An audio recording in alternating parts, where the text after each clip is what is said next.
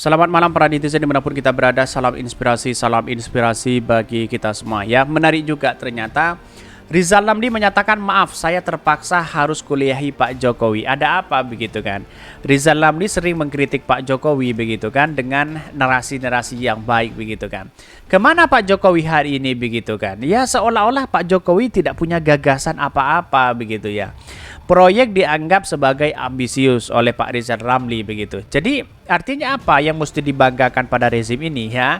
Jadi kalau kita melihat bahwa persoalan-persoalan sekarang kan di detik-detik akhir Pak Jokowi tidak menjabat lagi begitu ya. Mungkin sekitaran 7 bulan lagi ya atau 9 bulan lagi begitu kan. Ini tidak sampai segitu begitu ya. Bahwa Pak Jokowi menjadi orang biasa di situ. Sangat disayangkan memang. Kenapa banyak kebijakan-kebijakan tidak pro rakyat begitu. Bahkan kritikan-kritikan ini muncul dari Pak Rizal Ramli, dari yang lain dari pakar-pakar ekonomi begitu kan. Karena dianggap sebagai tidak pro rakyat di situ begitu. Tetapi mari kita baca terlebih dahulu komentar-komentar netizen seperti ini. Ini komentar-komentar dari netizen ya. Rizal Ramli maaf saya terpaksa harus kuliahi Pak Jokowi. Apakah tidak malu Pak Jokowi dikatakan seperti itu begitu ya. Ini gede bacot jika pinter dipecat ya. Raja Wali kena kapret ya. Dikutip bacotnya. Ini banyak sekali dikritik ya. Ini bukan dikuliahi tapi dilengsarkan biar rakyat puas. Percuma Pak akiunya. Ini kritikan-kritikan luar biasa begitu ya. Ya memang banyak sih ketika Pak Jokowi menjadi rakyat biasa gimana nanti begitu ya. Siswa atau mahasiswa? Ya mahasiswa dong karena dikuliahi begitu ya. Ini otak pecatan kok tambah nggak waras ya. Ini banyak sekali kritikan, ada pro dan kontra begitu ya. Mungkin yang dukung Pak Jokowi mengkritik di sini begitu. Tapi kok pecatannya seharusnya Pak Jokowi tidak usah dikasih tidak seharusnya dikuliahi begitu. Karena apa? Dipecat saja. Kira-kira seperti itu kata netizen begitu ya. Saya mau kuliah Pak, tapi jangan diblokir ya. Kapan jadi presiden Pak? Malu amat tukang kayu. Ini banyak sekali pro dan kontra di situ begitu kan. Ya, dengan proyek ambisius katanya yang dilakukan Pak Jokowi bisa gagal semua begitu kan ya.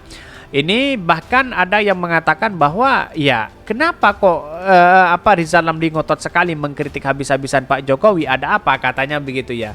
Ya karena pada hakikatnya ya dengan adanya itu mungkin narasi-narasi atau tidak sesuai dengan apa ya ada yang di masyarakat begitu kan.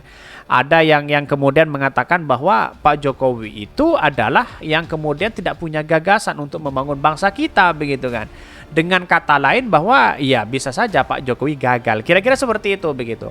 Tapi saya rasa persoalan-persoalan seperti ini begitu kan seharusnya kan menjadi dampak kepada demokrasi modern. Kenapa?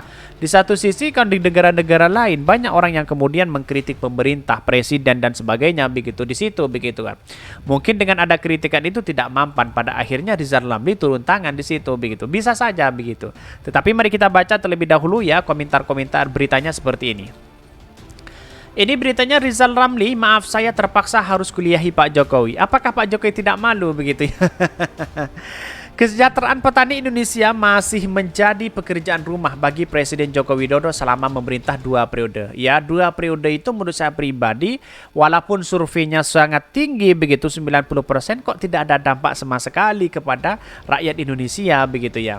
Hingga kini para petani masih sulit mendapatkan pupuk murah ya, pupuk subsidi yang disediakan pemerintah pun tidak tersalurkan merata. Saya katakan bahwa pupuk yang ada subsidi hari ini, coba kita lihat saja di berbagai daerah. Pasti ada satu, dijual belikan. Yang kedua, pasti ada yang bermain oknum di situ begitu. Saya kira pendistribusian dari pemerintah itu sangat masif sekali kalau saya berbicara terkait dengan adanya pemerintah hari ini begitu kan. Tetapi ketika nyampe di lapangan begitu kan, banyak oknum yang memainkan peran itu begitu. Ini seharusnya ditelusuri begitu. Pak Jokowi seharusnya kan tidak tinggal jangan hanya tinggal diam di situ begitu kan. Ya proses yang dibawa itu sampai benar-benar kepada rakyat di situ begitu. Pasti ada oknum-oknum yang memainkan peran ini. Buktikan aja begitu, telusuri sampai ke daerah begitu ya. Ya bahkan ya sulit sekali pupuk itu diakses dibeli oleh orang-orang rakyat kecil begitu. Menurut mantan Menko Perekonomian Rizal Ramli, sulitnya petani mengakses pupuk karena ada dugaan penyalahgunaan subsidi dari kalangan atas. Ya bisa saja begitu. Tidak hanya kalangan atas, kalangan bawah juga bermain di situ begitu ya.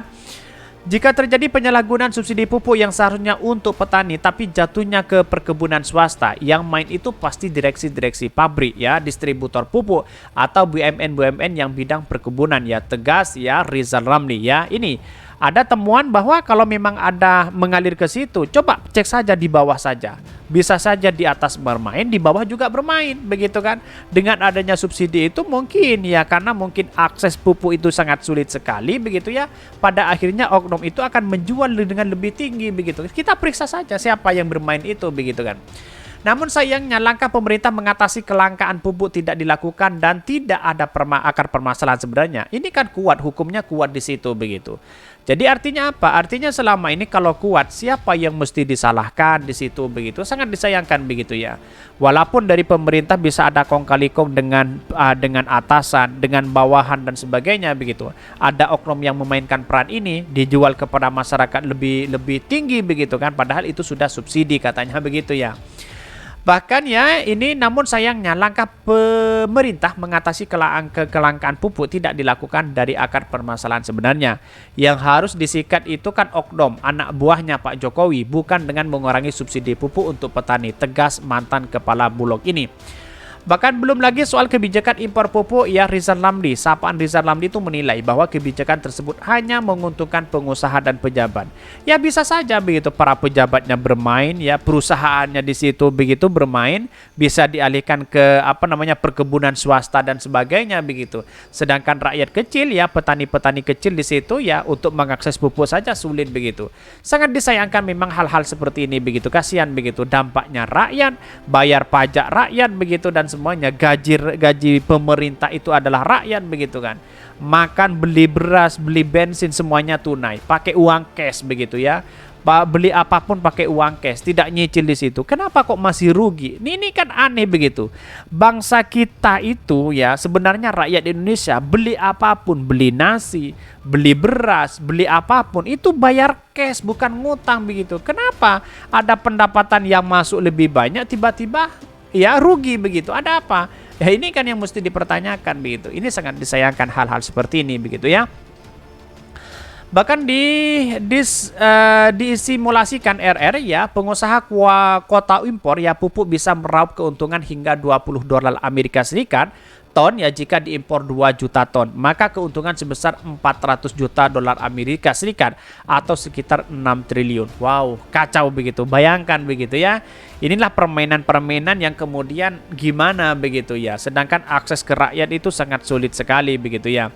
Ini sebagian jadi saweran untuk pejabat-pejabat. Maaf ya, saya terpaksa harus kasih kuliahi Pak Jokowi ya. Subsidi itu tidak selalu jelek asalkan meningkatkan produktivitas dan produksi ya. Yang penting itu adalah terjamin kepada masyarakat begitu ya. Kita lihat saja pasti ada oknum-oknum yang bermain seperti ini. Sangat disayangkan memang hal-hal seperti ini begitu ya. Bahwa kenapa bangsa kita itu tidak maju-maju ya, karena begitu banyak kepentingan-kepentingan terselubung hari ini begitu ya. Orang-orang yang memikirkan rakyat itu sangat sedikit sekali, tapi untuk memikirkan kepentingan dan perut pribadi dan keluarga mereka berhampur-hampuran uang itu begitu banyak, luar biasa ya. Tidak hanya pejabat, tidak hanya pemerintah dan hari ini begitu ya. Kita lihat saja bagaimana prosesnya nanti begitu ya. Wallahu a'lam ya. Hanya orang-orang yang punya level tingkat tinggi untuk memimpin bangsa kita. Tentu ya kalau kita merujuk pada calon presiden kita yaitu adalah Anies Baswedan ya. Mungkin itu yang kami sampaikan, tonton terus channel Ho dari Podcast Rakyat ini karena ada berita-berita menarik dan viral setiap harinya. Salam para netizen, salam inspirasi bagi kita semua. Jangan lupa di subscribe channel YouTube Ho dari Podcast Rakyat ini.